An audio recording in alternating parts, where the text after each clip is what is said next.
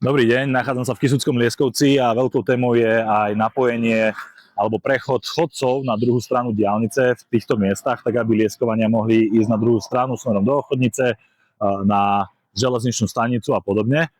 Tu v týchto miestach, kde je súčasná križovatka napojenie na hlavnú cestu, bude aj budúce napojenie na hlavnú cestu. Bude to vyzerať plus minus podobne.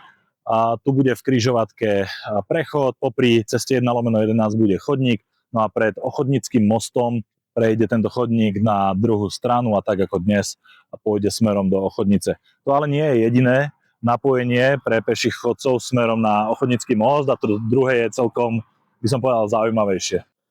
No a ten druhý spôsob prechodu peších smerom z Lieskovca na Ochodnicu bude práve tu, pri dnešnom chodníku oproti Ochodnickému mostu. A zaujímavé to bude tým, že spolu s týmto potôčikom alebo potokom pôjde na druhú stranu v takmer 40-metrovom tuneli, ktorý pôjde popod diaľničný násyp a objaví sa až pred Ochodnickým mostom, kde cez cestu 1/11 bude vedený prechod pre chodcov, no a už potom normálne klasicky do Ochodnice na železničnú zastávku a podobne.